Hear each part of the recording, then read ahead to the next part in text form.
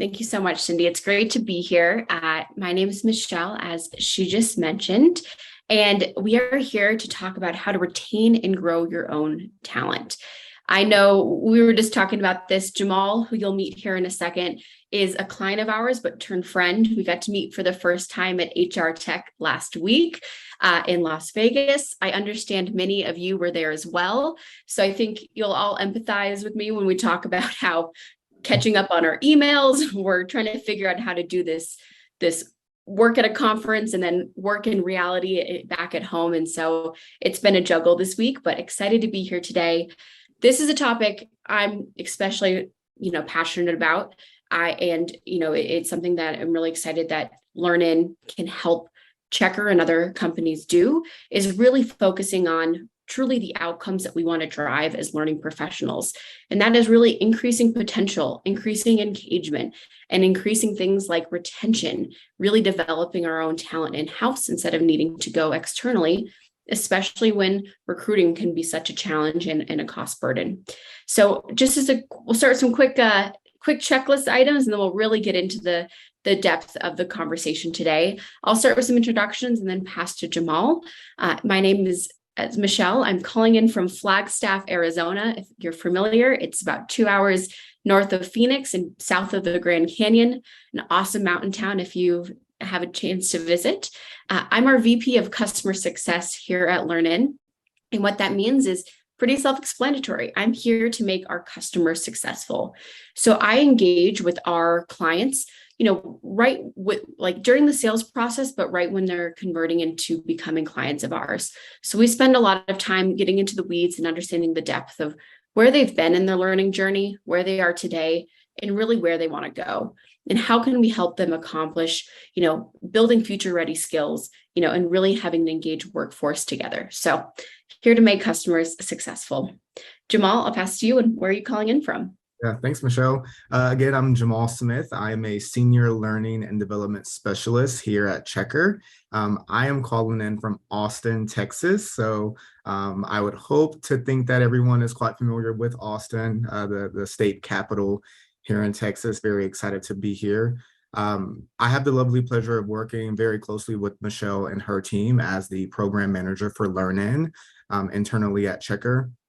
But also with this role, I also get to work hands-on with many other talent development initiatives we have here within the company, anything from performance management to career pathing, mentorship, and also a lot of our manager training and enablement. So Learn-In is the perfect connection that helps us bridge the gap between a lot of our learning and people success programs we have at Checkr. And hopefully through this discussion, you'll be able to take a few of the things that we've applied and then deploy that within some of your talent development and engagement programs at your company. Yeah, fantastic. Thank you, Jamal.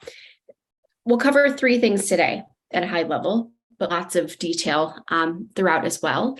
Number 1, how prepaid learning stipends boost employee retention and skill building. We'll do some definitions too about what is a learning stipend, how can you structure it, things like that. Number 2, why prepaid learning stipends appeal to today's talent. Sneak peek, your employees aren't asking for it, they're demanding it. And how can we make that a reality within your business? And number 3, what strategies and tools to use to build your own talent. So we came with a few actionable takeaways that you can apply starting tomorrow as a way to make this feedback. But before I keep teasing the content that's coming, but we'll want to start with a quick poll. Let's gauge how the audience that we have here today and understand where you're at. Jamal? Yes. So let's have a little bit of fun before we get into the thick of things. So if you can navigate over to your poll app, we have a couple of quick questions for you. The first being, what is the primary educational benefit your company offers? Is it a learning management system, training and tuition reimbursement? Maybe it's learning budgets and stipends, content license, or maybe it's something else. Yeah. Or maybe it's all of the above. Yeah, and we have it set up as a poll so you can select all that apply. So say you offer multiple things, please click both. We'd love to see where you sit today. We'll get a a great question, Michelle and Jamal. This is interesting. This will be interesting to see. It will be. And I think, the term educational benefits is shifting too, because, we used to just think of it maybe as tuition reimbursement, but it is an LMS and it is different content libraries. So let's take a look. Wow. Awesome. Learning management system. It is, that or an LXP or both is kind of becoming a staple. Training tuition reimbursement, 75%. That's impressive. And it's accurate to kind of what we're seeing across the board. 20%, 25% with stipends. I'm excited to hear more about that. Content licenses and other. If you have other, feel free to post in the chat, like what else you have. Always interested to hear. And I'll keep an eye out there too if something comes in. Great.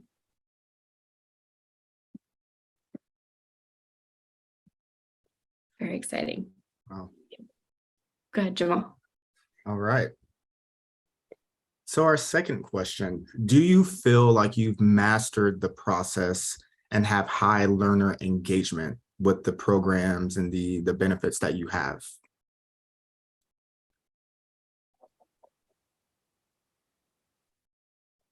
Okay. I'm impressed with the 21 number because Yeah. I have not found a company yet that has mastered it. So, we can swap positions. Please come do the webinar. No, we'll give you some tips here too. But it's incredible, incredible. It is tricky to get this right.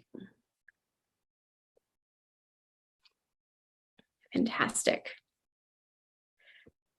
Well, we will really dive into, the 80-20 principle applied there too, right? 80%, lots of room to grow, which correlates with the entire learner market, I would say.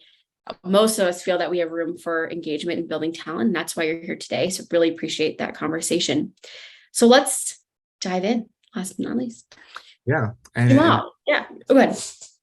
And I'll just disclaim, we have not mastered it here at Checkr either. We're still learning, we're still iterating as we do this. Just please know that we haven't mastered it. We haven't gotten to a point of mastery, but we definitely hope to get there.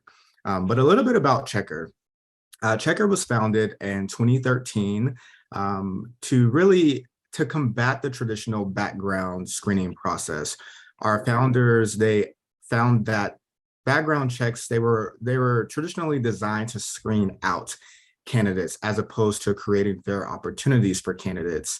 So that's what we do. That's our driving mission. Our mission is to build a fairer future through fair chance hiring and lowering the barrier as opposed to lowering the bar and keeping that bar and that barrier there. But we want to lower the barrier for the 1 in 3 Americans who have some type of criminal record. So that's our mission, just creating fair chance opportunities for all, and also educating other companies on fair chance hiring and adopting fair chance practices within their recruiting, training, and talent retention processes. As a product-led growth company, we're about 1,300 employees, and we are pacing to reach about 1,500 employees by the end of next year. So a lot of the things we'll discuss today is really aimed at retaining our talent, but also preparing ourselves for the future of our company and what that high growth will continue to look like for us. Fantastic. Thanks, Jamal. And, all of this rings true. We've been working together really since the beginning of the year and already seen about 300 new employees join since the beginning of the year. Dramatic growth, huge scale onboarding programs, some acquisitions. It's exciting to watch the transformation happen. So as a high growth company, very high growth, what's been Checkr's strategy to ensuring you have the talent you need? Yeah, so over the last several years, it's been one of our company goals to make Checkr the best place to work and grow your career in tech. So in order to be the best, we have to do outstanding things to keep our talent to truly be the best company that people say that they work at. In fact, in March, we got a spot on the Forbes America's Best Startup Employer list. So we're definitely making strides in progress with that company goal. We offer a lot of different benefits for our employees and resources, such as access to health and mental wellness providers, fertility planning. We offer work from home and fitness stipends. And one of our key resource and benefits that we offer, and one that we're very proud of, is our learning stipend program. So everything that we're doing is to invest in the learning, the development, the engagement, and also the retention of our talent. Yeah, fantastic. And I think the thing that we're all sitting here today, right, as learning professionals and learning leaders. I was at another conference last week in Scottsdale, the L&D conference, if anyone else was there. The kickoff started off with an interesting question. Are we, L&D leaders who happen to work within our business, or are we business leaders who happen to work within L&D, with that being our specialty? And I think that's super interesting for us to kind of flip that conversation, because more and more, especially when it comes to education, and learning, are all these investments worth it? Is the money that we're investing in our talent and our potential worth it from a financial perspective, from a ROI perspective, from an engagement model perspective? And the reality is, and what we're here to kind of share you is definitively yes, right? So there was a great study done by PwC about the metrics to consider, right? CEOs who cite upskilling efforts as super important have seen an increase in innovation and digital transformation, an increase in talent acquisition and retention, business growth, workforce productivity, and employee engagement. So showing, making the statement that investing in your employees is a good investment is true, and something you can bring back to your team. And we'll bring you some more stats and things to that effect that you can share about why implementing a modernized tuition reimbursement program or implementing learning stipend is really worth it. So Jamal, you mentioned one of the efforts to become best place to work was to create this learning stipend. So the big question stands, it was implemented a few years ago. Did you bet on the right horse, right? Did employee engagement actually increase in upskilling? So I would say yes and no. If we were having this conversation last year, it would be a no. We know that our original process of our learning stipend, it was a reimbursement process. We know that process saw low engagement. We didn't really have much impact in terms of what was being requested and what was being learned across the board, but also we didn't have a way of truly tracking what people were seeking and how they were applying that to their performance and their roles. Our employees were only using about 2.5% of the learning funds that we were offering them. So that program wasn't really being taken advantage of. So we knew that we had to put something in place to offer those high impact engagement processes, and also something that would allow us to really track what was happening in terms of learning and professional development. Yeah, absolutely. And, from that poll, we saw about 75% of you have a standard tuition reimbursement program. And, I would venture to say that a lot of your utilization rates are probably around the 2 to 5%. It's very uncommon with the market. That's a low number generally, right? How can we actually transform this great benefit that you do offer to your employee into a true education benefit that results in those outcomes that you're looking for? And, at the end of the day, it comes down to these bullet points. Do people know about your program? Step one. Are people having to pay out of pocket, right? Most of the country can't, afford to take out $500 and wait for reimbursement. That's something that, we can kind of help control for too with our stipends program that we'll talk about. Back to being business leaders. Are you tracking every dollar spent on learning? Without that visibility, it's hard to say, hey, CHRO, CEO, here's all the learning we did last year, and here's the impact it directly had on retention, engagement, promotions, those types of things. And then, the policies can be confusing, Or I'd also, many of the leaders I speak to, a lot of those policies were built in the 70s and 80s. So it leans heavily on these long form degree programs, which are fantastic and they have a place. But with all the great content and long form learning programs out there, there's an opportunity to kind of revamp some of these policies to make them better.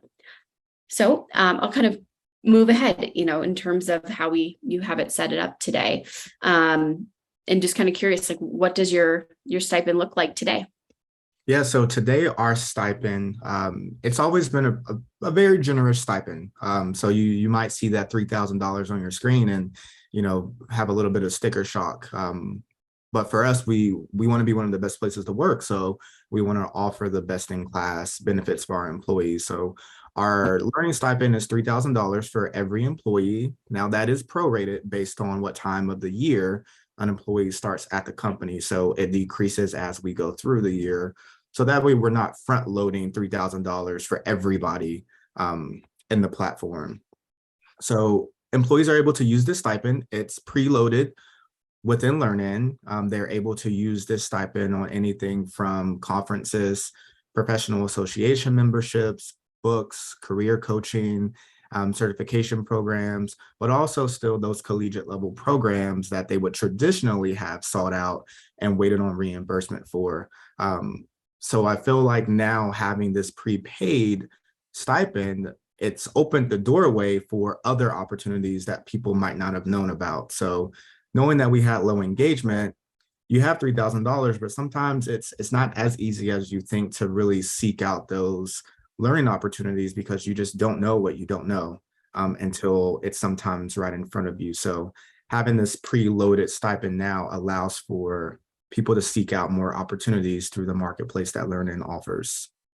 Yeah, fantastic.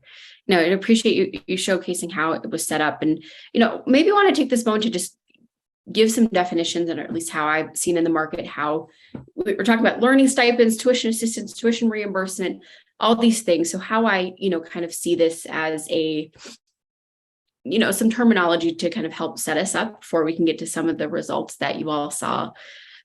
Generally tuition assistance, I kind of think of as the umbrella term. Education benefits could also be there. Underneath that umbrella, a lot of companies offer many different things. We saw what we mentioned today, things like an LMS, content libraries, things like that. But I'd also fold under that umbrella of tuition assistance is things like tuition reimbursement. The standard program that most of you, the 75% of you that offer it, are probably offering $5,250 a year, compliance with some of the IRS tax codes, that's tax incentive for employees. That is what can be used on education for your employees. So a lot of people are kind of using that reimbursement program, which can be very helpful. Another thing that can fall underneath that tuition assistance bucket is learning stipends. It can either be mutually exclusive or can really, replace the other one as well. So we're seeing some companies offer both, but I'd say more traditionally, especially newer, higher growth companies are just offering the stipend. And when we say stipend, this is a learning budget that an employee can use on any of these categories here. With LearnIn, you have the ability to customize the amount, what types of programs are available, and the type of the marketplace programs that we have. You can add up to 2 approval layers. So for example, at Checkr, when an employee wants to take, for example, a data science program, they find it in the marketplace, they get an approval from their manager. Once their manager approves, then an admin like Jamal will approve to make sure it's in compliance with the policy. After the double approval, the employee's virtual card is funded, and then that employee can then spend that card anywhere really a Visa card is accepted today. So it makes it very easy and accessible, no more paying out of pocket. Other education benefits that would fall under that tuition assistance category, sometimes student loan rate payments would be another one. So I just wanted to kind of take a moment to do that. And a lot of people are starting, again, as Jamal mentioned, not with that $3,000 number, but maybe that a $500 price point as well. So Jamal, drum roll, please. What has been the results of your learning stipend program through LearnIn in the first 6 months? So within the first 6 months, our results have been very mind-blowing for us internally. we have seen tremendous impact with our utilization of Learn-In. We've doubled our engagement within 6 months. We've almost, well, I think it's safe to say now that we've octupled the amount of Learn-In stipend that is being spent on some of these top skills that you see. These are the things that our employees are wanting to learn. These are the things that they are wanting to apply to their career development and their career pathing. So a lot of the work is being taken out of the, playing the guessing game and, what are some of the prioritizing trainings and workshops that we should deploy internally. We've really given our employees the opportunity to self-service their career development. And that is something that, again, we are very proud of because our company is all about self-service when it comes to, the background screening applications that we deploy. So we're continuing to see tremendous results. About 80% of checkers have signed on to the platform. And Michelle, correct me if I'm wrong, I think the benchmark there is usually around the 30 to 40%. And with all of the employees who are logging on, 35% of our employees are or have requested some sort of program or resource. So, there's that thirst for learning. It's out there. It ranges from everyone from our customer success and customer support folks all the way over to finance and legal. There has been something for every single entity within our company when it comes to learning. Yeah, it's been fantastic. Yeah, I just find some of those statistics just awesome, right? In 6 months, and I can't wait to see where the numbers are at the end of the year. And really, at the end of 2022, we'll only have 9 months of data. So we'll have to get into March of next year to really get that full year. But just kind of pausing for a moment, right? Like, what if you took engagement, the number of people upskilling and learning from that 2.5% number to 35%? So 1 in 3 of your employees are learning and developing. We were able to also look at all the durations. This is late last week. We were kind of nerding out on some data, looking at all the durations of the programs that are being taken. And it appears it's true that there's 15 years worth of data or worth of learning being learned by Checkr employees across that 35%. So in 6 months, it's equating to 15 years of learning. So that's across the 6-month boot camps people are taking, the 1-month programs. Some are a year long, but because there's over 700 programs currently in progress already completed, that's equating to 15 years worth of content and learning, which I think is powerful. So yeah, I think that's great. And as I look, as we look through some of the requests coming through, as you mentioned, because you're allowing your employees to own their own development in conjunction with their manager and their team, you're seeing a variety of employees who are getting deeper in their own skill set, or others who are looking potentially for a mobility shift or like an intermobility shift to another team. So we've seen a couple of people express interest in the software engineering team and take an intro course there. So I think it's awesome to see kind of the ways that you're able to invest in your workforce to see growth within their role or potentially a lateral role to a new team. And I think that's phenomenal that Checkr's setting that up. So with that, we've been talking about one way we've done it at Checkr, but I really want to take a step back around what is the point of a learning stipend and who cares, right? The end of the day, there's some really interesting stats that have come out around your Gen Z and millennial workforce, right? They don't just want these learning programs and opportunities to kind of invest in and grow. They're demanding it. 76 of Gen Z workers see learning and development as the key to success. And we'll get into some more stats there. 87% of millennials rank development opportunities as important to them.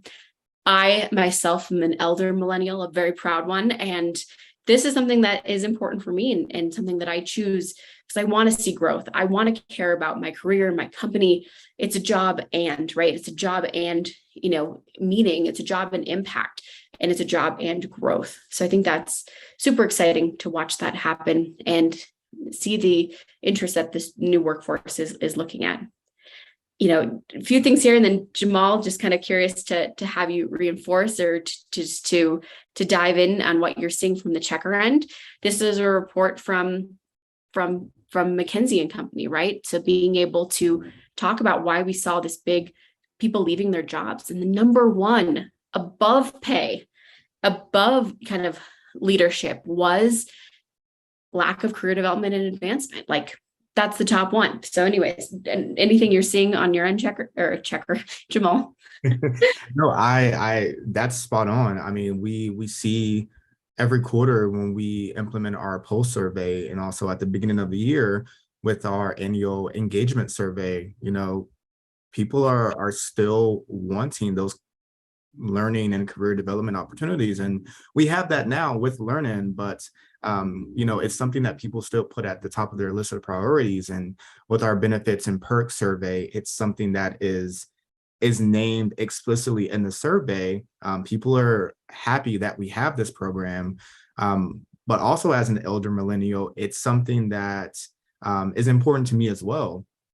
As a former educator and coming into HR tech, I didn't have all of the skills it took to move directly into an HR role, being a former educator. So knowing that being with a company that would offer me those opportunities to hone in on some of those transferable skills, but also obtain new skills in order to really do my work effectively and efficiently, that was something that was important. And like we mentioned earlier, coming out of pocket for training and conference travel isn't always the most feasible for some people. So these stats, they ring very true for a lot of us.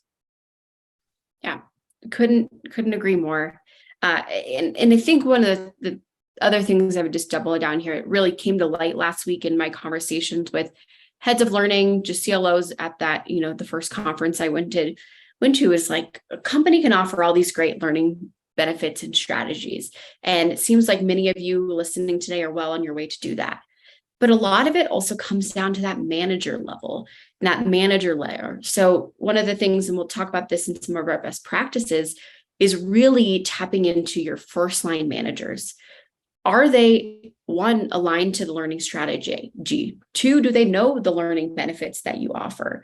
Three, are they encouraging your employees to spend time, learning and helping them to grow? Do they know what skills, do your employees and your managers know what skills that are needed to develop?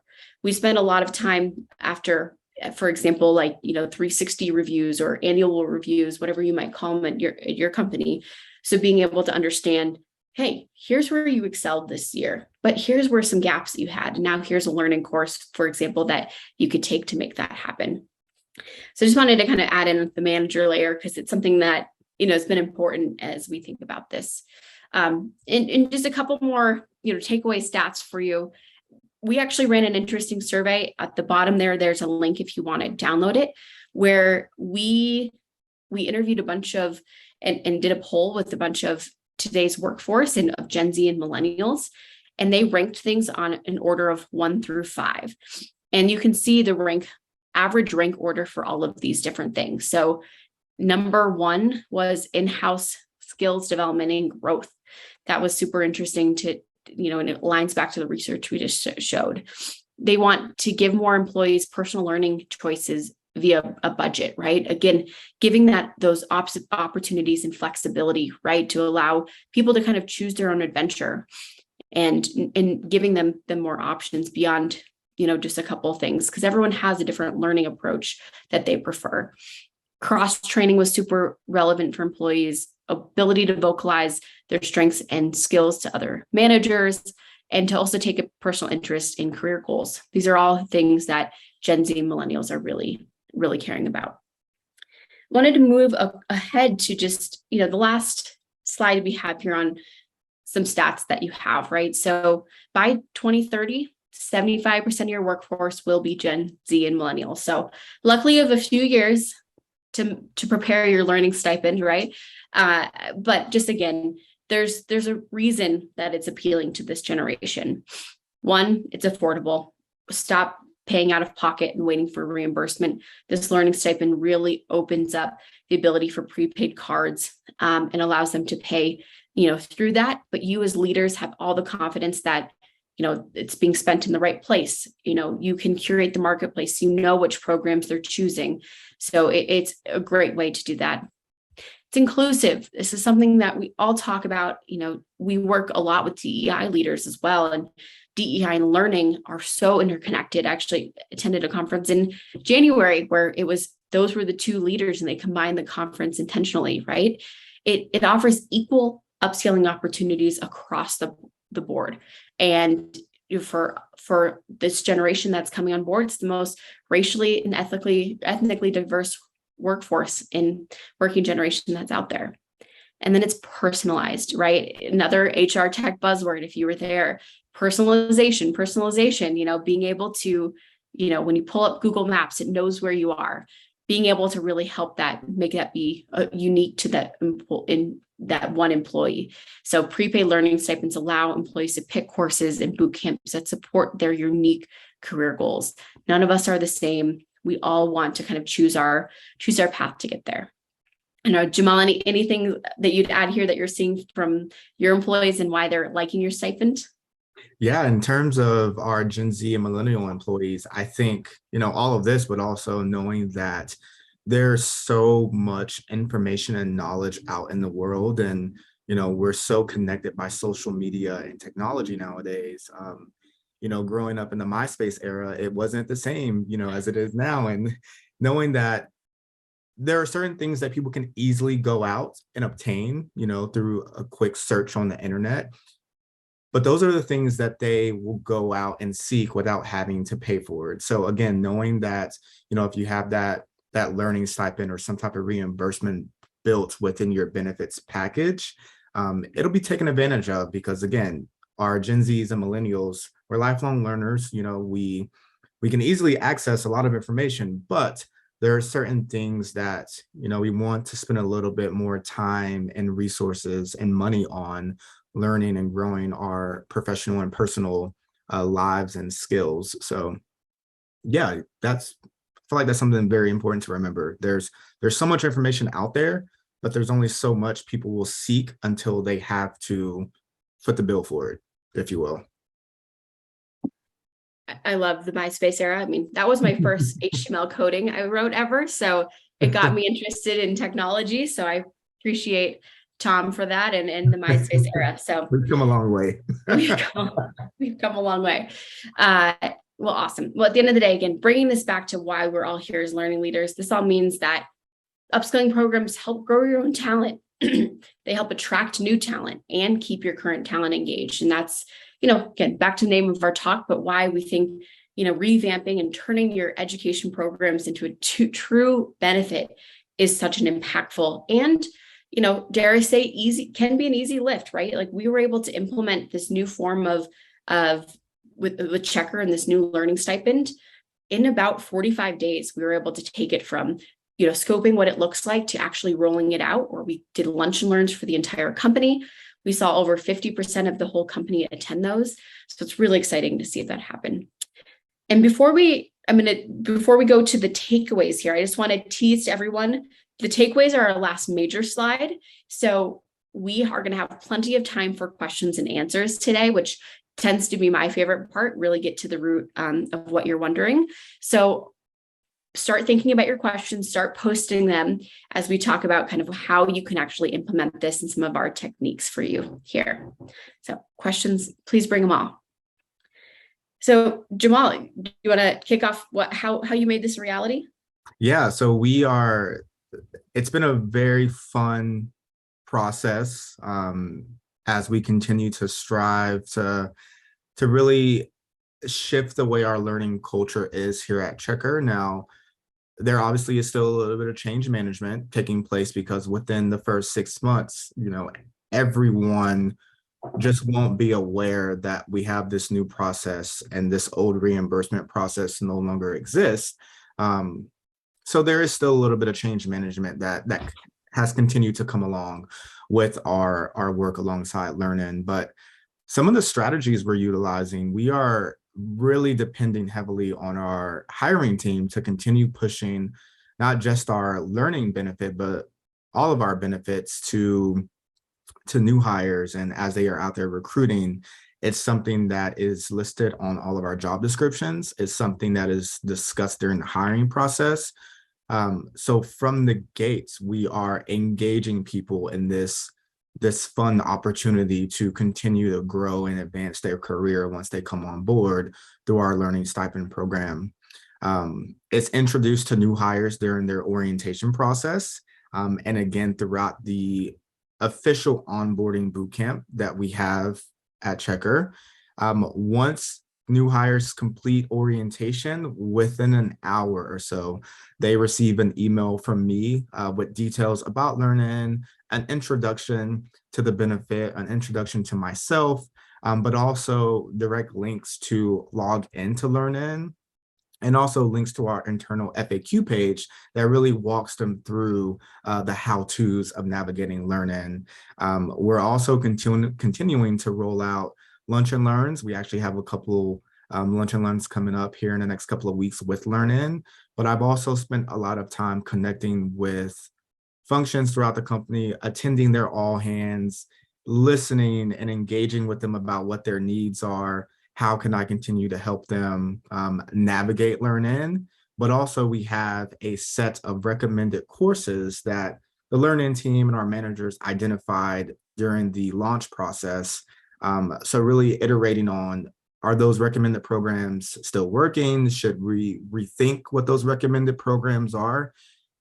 And at the same time, I've had a lot of our executive and C staff come to me asking to preload certain trainings and workshops into the platform so that way they automatically populate for their teams once they log in. So we're doing a number of things to continue the adoption process of Learn-In, and there are some things that we're looking forward to doing later on down the road as well. Well, why tease us with that? What are you looking forward to do down the road?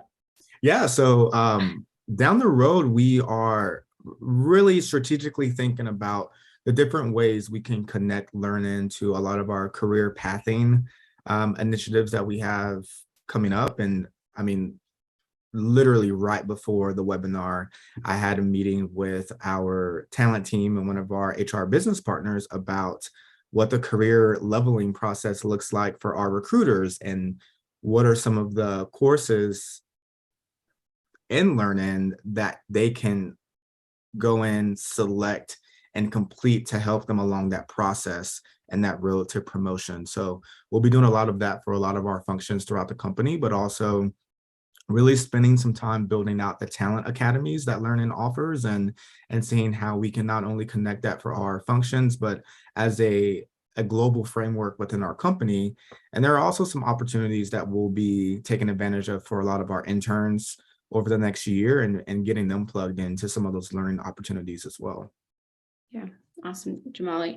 Yeah, excited to really continue this conversation, right? At Learn-In, we really believe in helping companies and employees develop deep skills and capabilities, right? That's our bottom line. And we really do that two major ways. The first is modernizing tuition assistance programs and helping people quickly access and accessibly access, these long form learning programs. So the marketplace that Jamal keeps mentioning, we have a partnerships team that has self-vetted every single program that's on there.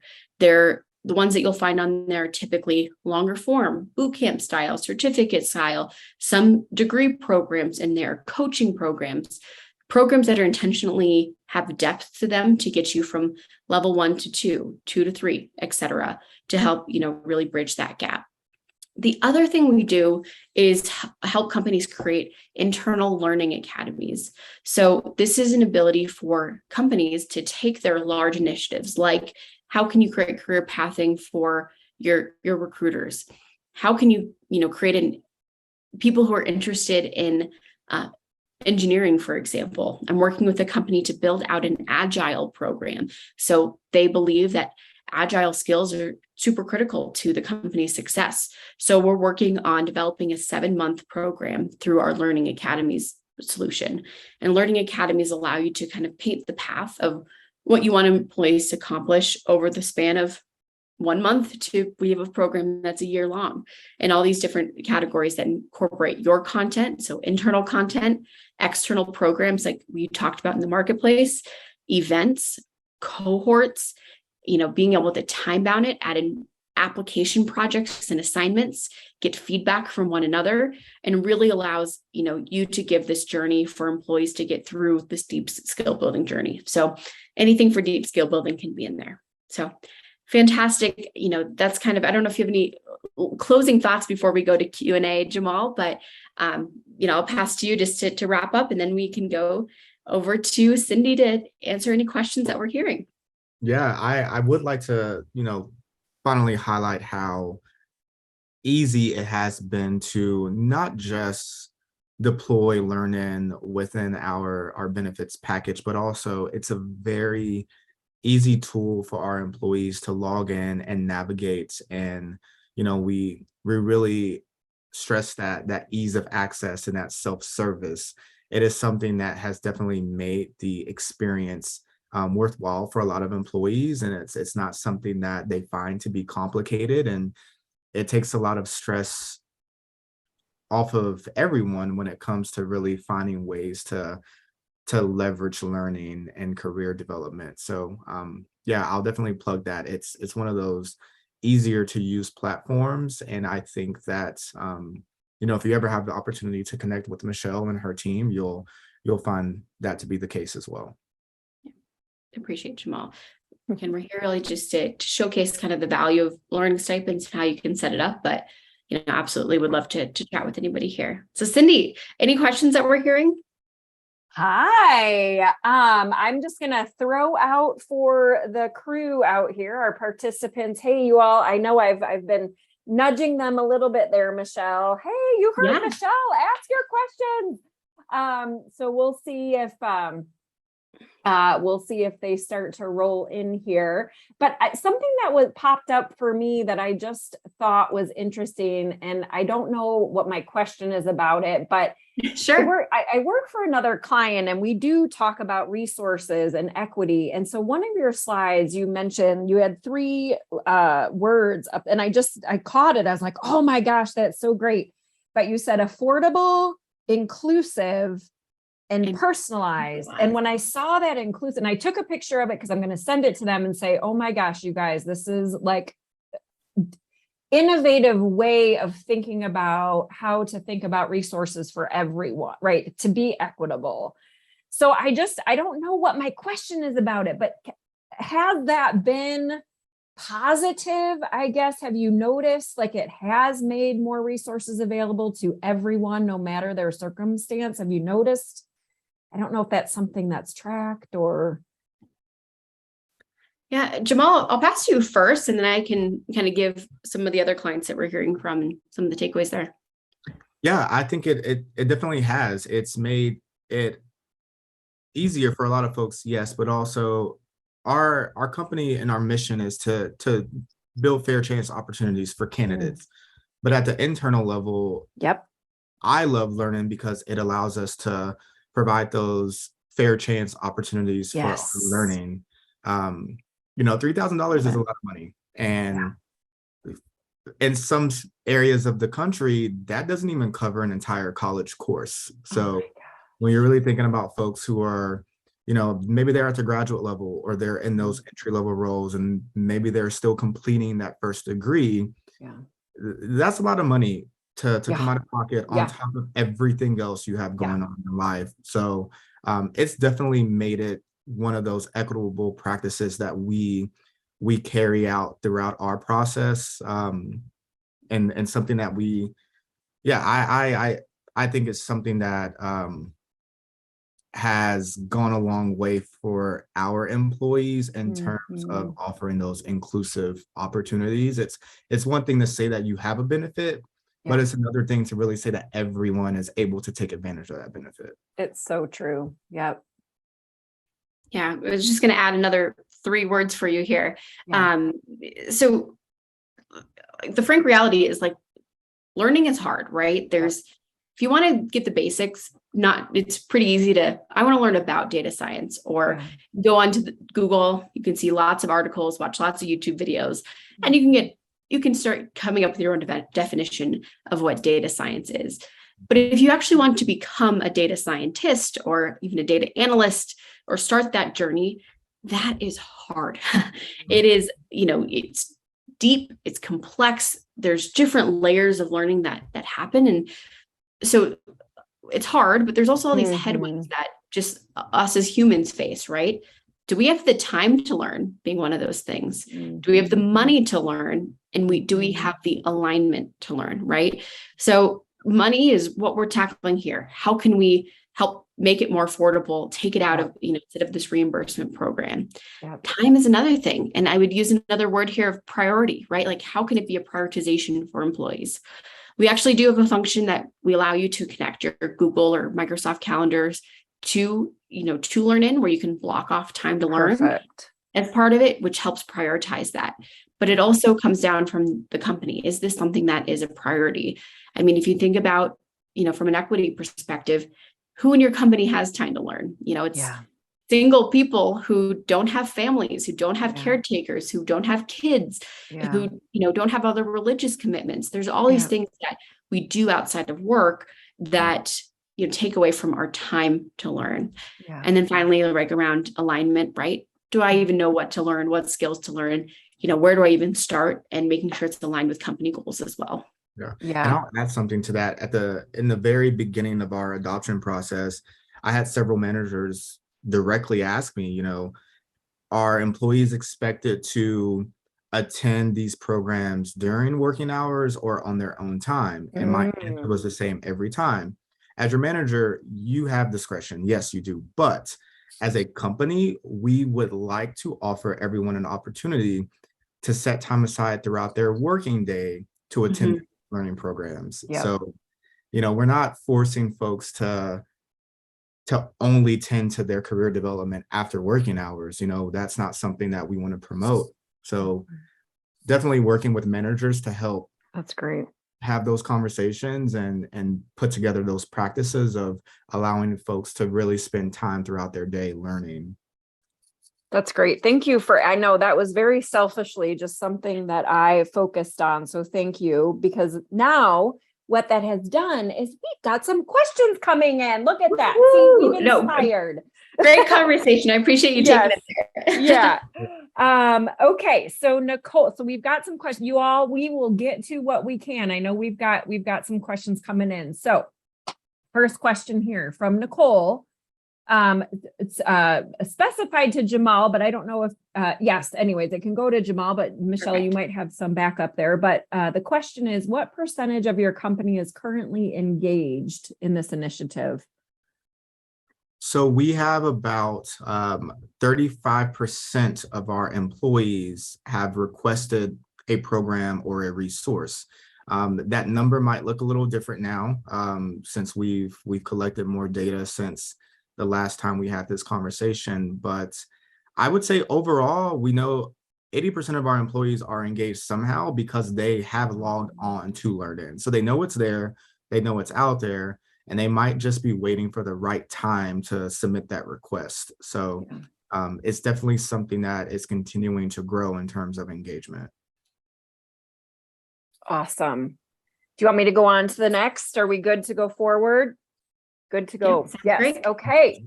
Lydia says, or asked the question, another great one.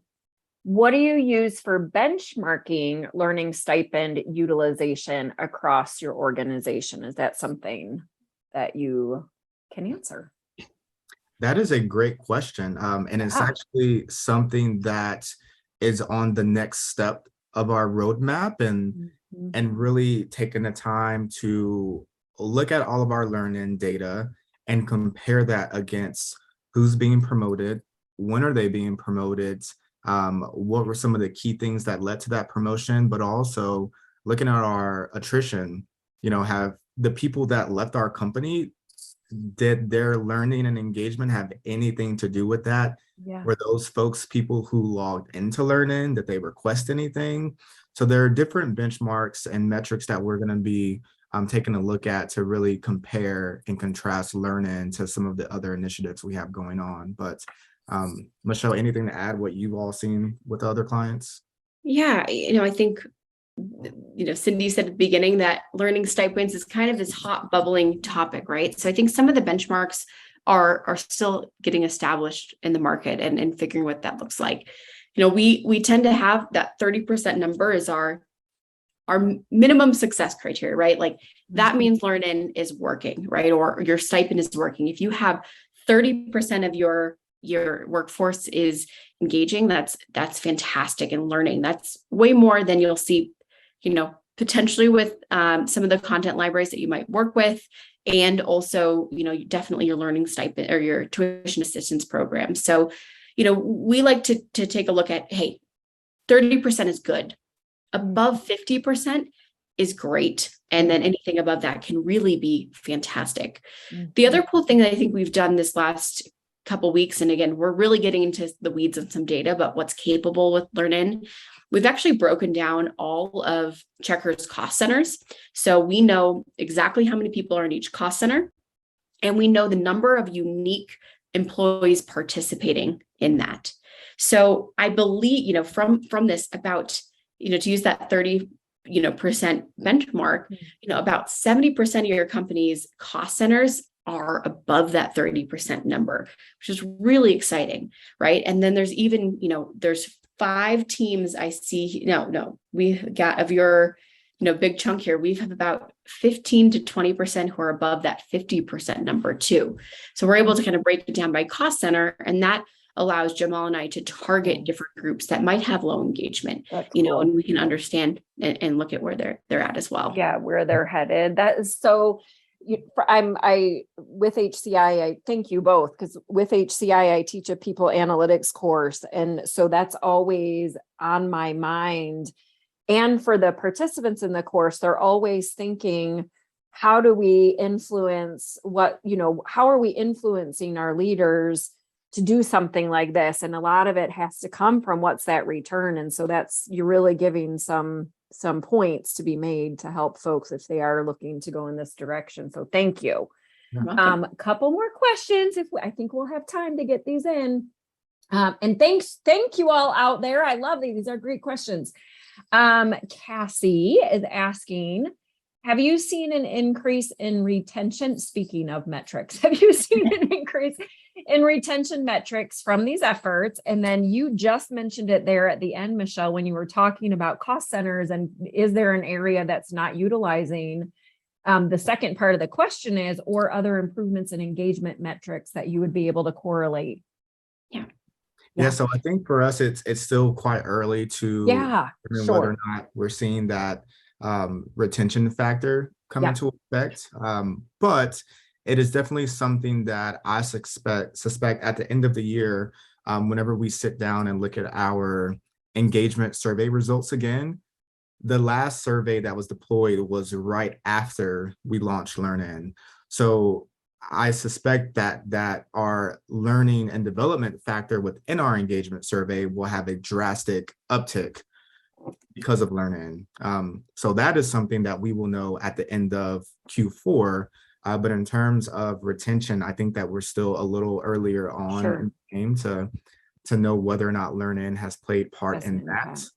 But it is something that has become a priority for our company. I will say that. Paying close attention to our attrition rate. So I know Learn-In will be a part of those conversations whenever we really look at the data. Yeah. Stay tuned for part 2 of this webinar. I always when we reveal the retention final stats. And I was just going to add, looking, some of their biggest cost centers like engineering, candidate experience, those are luckily see the highest engagement. The ones we're seeing the lowest are the smaller teams, 8 to 10 people. So then that kind of tells me where we can take this next layer of doing reporting and analytics and actually looking at it at a manager level, right? So is that, is it a, information exchange problem, or is their manager maybe blocking that learning experience, or just not kind of fully aware, prioritizing it as well? So we can look at it as a manager basis, who has great learning engagement across their team, who has low, and then help target people that way as well.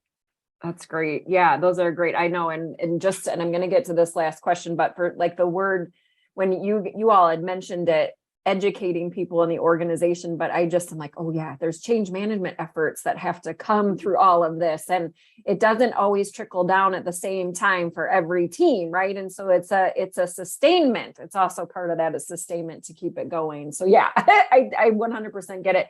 One last question here that has popped up. And again, thank you all out there. This is from Hannah.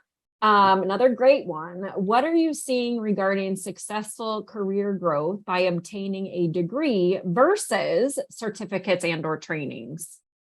Any thoughts on that? That is a great question, Hannah.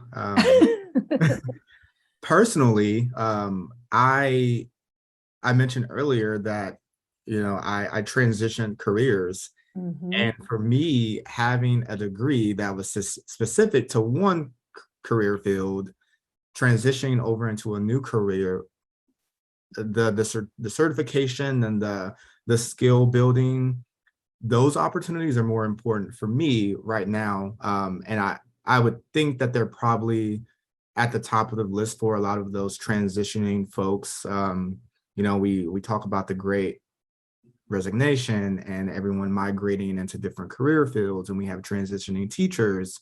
So I think that, I think it might be something that depends on where you are in your professional career. Right. And I had to think that's true too, but I just want to, know people have calls at the top of the hour. Two last things, if it's a sneak peek before you drop. QR codes are new favorite COVID thing. Yes. So take a picture of this, or you can go to our website. Everything that we talked about with Checkr today is in a fantastic case study and a sneak peek of video coming that we recorded in Las Vegas at HR Tech. That's going to be coming as well. Or you can learn more about our best practices in our learning stipend guide here. So I recommend doing that. And, again, if you have any questions or interested in what Learnin does, in the last slide that you'll have in your packet is just a little bit more about us, but you can reach out to us anytime. I'm just Michelle@learnin.com, or you can find me on LinkedIn, and happy to schedule some time as well. That, and then go ahead, Cindy. I know I was just going to say, we could probably spend a lot of time talking about this topic as a whole umbrella term, and then, whittling down to what you all have been sharing with us. So yeah, absolutely. This has been so wonderful. And the questions were great that came in. And so thank you both for your time and energy and effort and knowledge. As we wrap up here, I really appreciate you guys being with us today. Thank you. Go ahead. Yeah. Thank you. Just a reminder to HCI members, today's webcast has been approved for HRCI and SHRM credit, as well as for HCI recertification. Your credits for attending this webcast will soon show up in your My HCI profile under the transcript tab. While you're there, don't forget to check out hci.org for even more insights, as well as information on our certifications, virtual conferences, premium memberships, and much more. I'd like to say one more big, huge thank you to our presenters today, and also to the good people at Learnin. We were so delighted to have you with us today. And of course, I would be remiss if I didn't also thank you, our viewers. Thank you so much for spending this hour with us. We'll see you next time. Have a great day, everyone.